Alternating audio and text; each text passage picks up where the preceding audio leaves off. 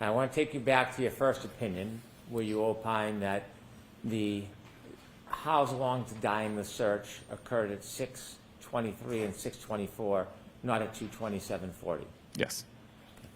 And so, in looking at the data, coming to that opinion, what caused the confusion with the software where it could be misunderstood the time those searches were actually made? Objection, Your Honor. I'm going to allow it. The way that forensic software typically works, certainly the way that Physical Analyzer works, is we design models for the data. So we know that an SMS application, for example, will always have a message body. It will always have a sender, a receiver, a time, that kind of thing. We always know that a web visit will have a URL, a title, and a visited timestamp. In this particular case, in the database, the timestamp is called last visited timestamp, which is indicative, you would think, of the time that the web page was visited. So when that information was being modeled within the software, the timestamp that was within the database was used, and it was called last visited timestamp. Since the investigation that I did into this case, I requested that the forensic research team at Cellbrite revisit this data and confirm if there's confusion around it. Were my findings correct ultimately?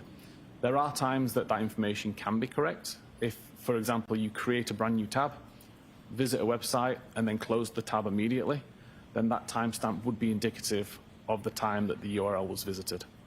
But if you were to create a tab, use it for 3 hours, and then close it, the timestamp would not be indicative. Also, if you were to bring an old tab into focus that you'd used several days earlier and then close that tab, again, you're going to get bad timestamp information. So ultimately, from Cellbrite's point of view, we removed the timestamp from that data to avoid confusion in the future.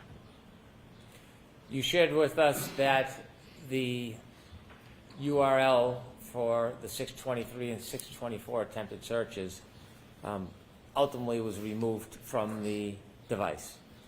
Yes. Would it be fair or accurate to say there were over 4,000 deleted files from the phone, or there was 4,000 deletions from the phone? There were many. Your Honor. Sustained. Okay. As to form. Would it be accurate to say that the only deletion from that phone was that 6:23, 6:24 search? No, there were thousands of records deleted ultimately for various reasons that I can follow. That would be an inaccurate assertion? To say that that's the only record that was deleted is inaccurate, yes. Okay. Thank you. I'm now going to turn to a second phone that you looked at. Okay.